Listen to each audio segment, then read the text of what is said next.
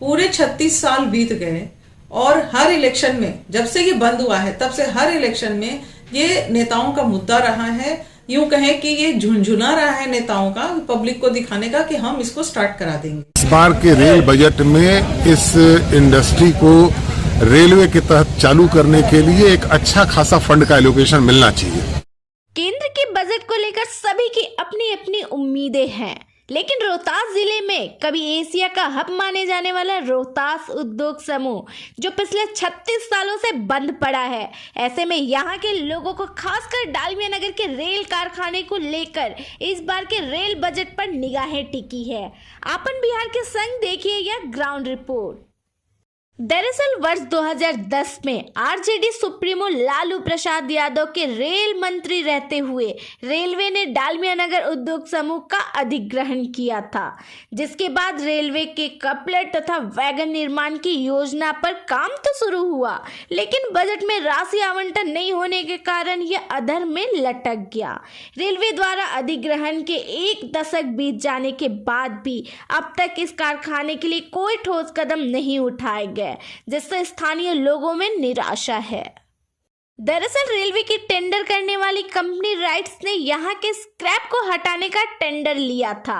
कई टेंडर रद्द होने के बावजूद एक संवेदक द्वारा इसके स्क्रैप को हटाने का काम भी शुरू हुआ, लेकिन पिछले 1.5 साल से यह काम अधर में लटका हुआ है। बाद में कोरोना को लेकर भी स्क्रैप को हटाने का काम ठंडे बस्ते में चला गया। अब चूंकि लॉकडाउन भी नहीं है और केंद्र सरकार का बजट भी आने वाला है, ऐसी स्थिति में अब इलाके के लोगों को हर बार की तरह एक बार फिर उम्मीदें जागी है कि इस बार के बजटीय प्रावधान में रोहतास उद्योग समूह को कुछ न कुछ जरूर मिलेगा।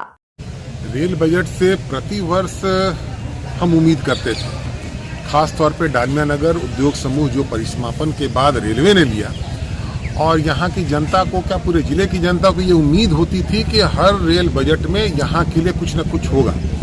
लेकिन विगत कई रेल बजटों में भी कोई एलोकेशन रोहतास इंडस्ट्री जो रेलवे कपलर और वैगन रिपेयरिंग के लिए लिया गया था, उस पर कोई एलोकेशन नहीं आया, जिससे कुछ भी काम आगे बढ़ नहीं पा रहा है। आश्वासन तो लगातार मिल रहे हैं, और इस बार रेल मंत्री महोदय ने जो अपने पत्र के द्वारा आश्वासन दिया था कि हम बहुत जल्द इसका शिलान्यास करके और इसमें हम काम शुरू करेंगे, तो मैं उम्मीद करता हूं कि इस बार के रेल बजट में इस इंडस्ट्री को रेलवे के तहत चालू करने के लिए एक अच्छा खासा फंड का एलोकेशन मिलना चाहिए। बता दें कि सन 1984 में डालमिया नगर का उद्योग समूह पूरी तरह से बंद हो गया था। यहाँ चीनी, वनस्पति, केमिकल, यूरिया, सीमेंट, कागज सहित कई यूनिट फैक्ट्रियां थी, लेकिन राजनीतिक उदासीनता और लोकल पॉलिटिक्स के कारण यह उद्योग समूह 36 साल पहले बंद हो गया।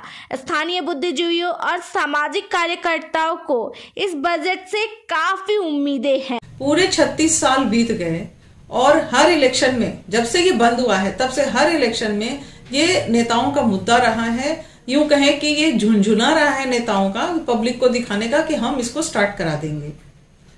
15 साल पहले भी लालू जी ने भी कहा था कि हम इसको स्टार्ट कराएंगे, नहीं स्टार्ट हुआ। अब ये पिछली सरकार जो आई है, इसने भी कहा कि हम स्टार्ट करा देंगे, लेकिन अभी तक स्टार्ट नहीं हुआ है। लोग भाई टकटकी लगा के देख रहे हैं कि शायद रेलवे वाला यूनिट जो है, वो डब्बा बनने वाला या चक्का बनने वाला जो यूनिट है वो स्टार्ट हो जाएगा।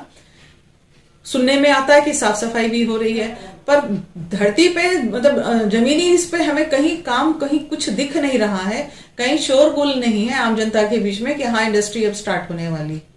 इस बारे में मैं यही कहना चाहूँगा कि जो रेल बजट हम लोगों को इस बार आने वाला है, इसके पूर्व आपको ज्ञान होगा या ध्यान में रखना चाहिए, इस रेल कारखाना को चालू कराने के लिए सफाई का टेंडर हो चुका है, सफाई का कार्य भी कुछ हुआ है, और चुनाव की वजह से, कोरोना की वजह से ये काम ब्रेक हुआ है। लेकिन हम लोग सांसद जी से, महोदय से बात किए हैं, और हम लोग को उम्मीद है कि इस बार जो है इस रेल कारखाना को चालू करने के लिए भारत सरकार के द्वारा जरूर से बजट निर्धारित किया जाएगा, और इसकी हम लोग की मांग भी है। और ये टीस नहीं है, पिछली जो हमारी केंद्र में सरकार थी आज से 10 साल पहले, वो सरकार ने यहाँ के विकास पर ध्यान नहीं दिया। लेकिन जब से एनडीए की सरकार बनी है, हमारे जनप्रतिनिधि इसके लिए तत्पर हैं कि यथाशीघ्र रेल कारखाना को यहाँ चालू कराया जाए, और ये होगा और होकर रहेगा। इसके लिए हम लोग सांसद जी से बात किए हैं, अगर और कुछ करना पड़ेगा तो आगे भी किया जाएगा। अब देखना दिलचस्प होगा कि सरकार की नजरें इनायत इस रोहतास उद्योग समूह पर कब पड़ती है और यहाँ के लोगों को रोजगार कब मिल पाता है। बिहार डेस्क से खुशबू सिंह के साथ ब्यूरो रिपोर्ट, आपन बिहार।